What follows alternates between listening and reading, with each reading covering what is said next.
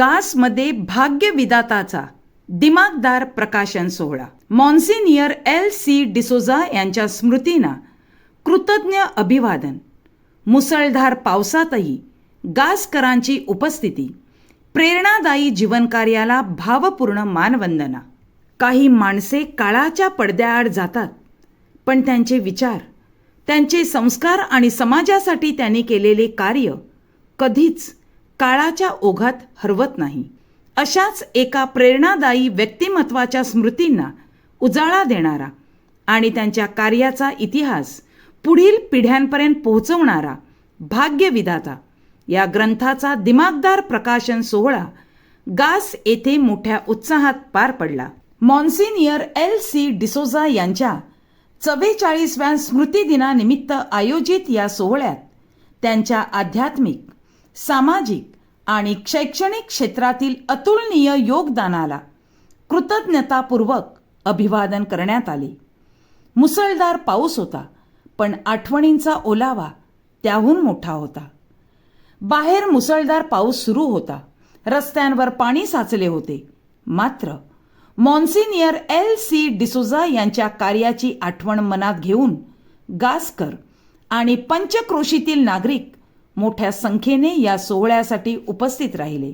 कारण हा केवळ एक पुस्तकाचा प्रकाशन सोहळा नव्हता, हा होता एक महान व्यक्तिमत्वाच्या स्मृतींना सामूहिक मानवंदना देण्याचा क्षण. ज्यांनी आपल्या आयुष्यातील अमूल्य काळ समाजाच्या उन्नतीसाठी दिला. त्यांच्या कार्याची आठवण जपण्यासाठी पावसाची सरही या लोकांना रोखू शकली नाही. भाग्यविधाता म्हणजे केवळ चरित्र नाही, तो एका युगाचा दस्तऐवज आहे. मॉन्सिनियर फ्रान्सिस कोरिया यांनी संपादित केलेल्या भाग्यविधाता या ग्रंथातून मॉन्सिनियर एल.सी. डिसोझा यांच्या प्रेरणादायी जीवनकार्याचा मागोवा घेण्यात आला आहे. त्याचबरोबर तत्कालीन गासचा इतिहास, सामाजिक परिस्थिती आणि आध्यात्मिक वारसा यांचेही दर्शन या ग्रंथातून घडते. म्हणूनच हा ग्रंथ केवळ एका व्यक्तीची आठवण जपणारा स्मरण ग्रंथ नाही, तर गासच्या इतिहासाची पाने पुढच्या पिढीसाठी जपून ठेवणारा मौल्यवान दस्तऐवज ठरला आहे. बिशप थॉमस डिसोझा यांच्या अध्यक्षतेखाली सोहळा. या ऐतिहासिक सोहळ्याच्या अध्यक्षस्थानी वसई धर्मप्रांताचे बिशप थॉमस डिसोझा होते. प्रमुख पाहुणे म्हणून मॉन्सिनियर फ्रान्सिस कोरिया उपस्थित होते. यावेळी Shri Vasant Naik Guruji, father Peter Almeida, father Johnson Menezes, father Michael Rosario, sister Mabel फिगेर, doctor Joseph D'Souza, Shri Daniel Rumao यांच्यासह मॉन्सिनियर एल.सी. डिसोझा यांचे नातेवाईक father Oscar Nazareth, Shri Brian D'Souza, Shri Carol D'Souza, सौ मरिया डिसा प्रभू आदी मान्यवरांची उपस्थिती होती. कार्यक्रमाचे प्रभावी प्रास्ताविक श्री जोसेफ परेरा यांनी केले. भाग्यविधाता भावी पिढ्यांसाठी प्रेरणेचा दीपस्तंभ. आपल्या अध्यक्षीय मनोगतात बिशप थॉमस डिसोझा यांनी भाग्यविधाताचे महत्त्व अधोरेखित केले.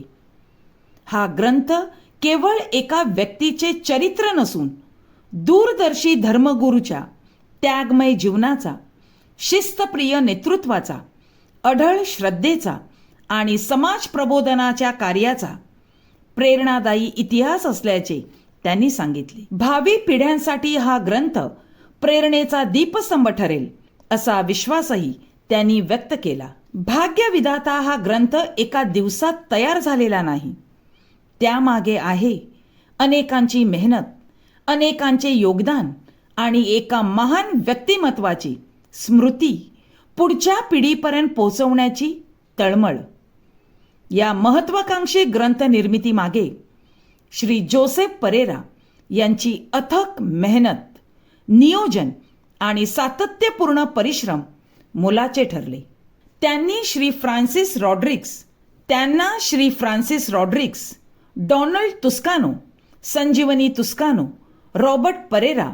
शरद विचारे आणि सेव्हरलस अल्मेडा यांचे उल्लेखनीय सहकार्य लाभले. ग्रंथाचे रेखाचित्रण श्री रॉबर्ट परेरा आणि सौ जॉयलिन परेरा यांनी विनामूल्य करून ग्रंथाच्या कलात्मक सौंदर्यात भर घातली. डॉक्टर जोसेफ डिसूजा आणि श्री डॅनियल रुमाव यांनी या उपक्रमाला भक्कम आर्थिक पाठबळ दिले. एक स्मृती, एक इतिहास आणि पुढच्या पिढीसाठी एक दीप. मॉन्सिनियर एल.सी. डिसोजा यांचे जीवन म्हणजे सेवा, श्रद्धा, शिस्त, शिक्षण आणि समाज प्रबोधनाचा प्रवास. त्यांनी मागे ठेवलेला वारसा केवळ आठवणींमध्ये बंदिस्त न राहता पुस्तकाच्या रूपाने पुढच्या पिढीच्या हातात पोहोचला. हीच या सोहळ्याची खरी सार्थकता. काळ पुढे जाईल, पिढ्या बदलतील, गासचे रूपही बदलेल, पण भाग्यविधाताच्या पानांमध्ये जतन केलेला इतिहास आणि मॉन्सिनियर एल.सी. डिसूजा यांच्या कार्याची प्रेरणा कायम जिवंत राहील. कारण माणूस जातो, पण त्याने केलेले कार्य त्याला अमर करून जाते. आणि म्हणूनच मॉन्सिनियर एल.सी. डिसूजा यांच्या महान जीवन कार्याला वाहिलेली ही सामूहिक मानवंदना गासच्या इतिहासात निश्चितच सुवर्ण अक्षरांनी नोंदवली जाणार आहे. भाग्यविधाता हा केवळ ग्रंथ नाही, तो एका व्यक्तीच्या कार्याला वाहिलेली कृतज्ञतेची ओंजळ आहे. गासच्या इतिहासाची जपलेली आठवण आहे आणि भावी पिढीला मार्ग दाखवणारा प्रेरणेचा दीपस्तंभ आहे.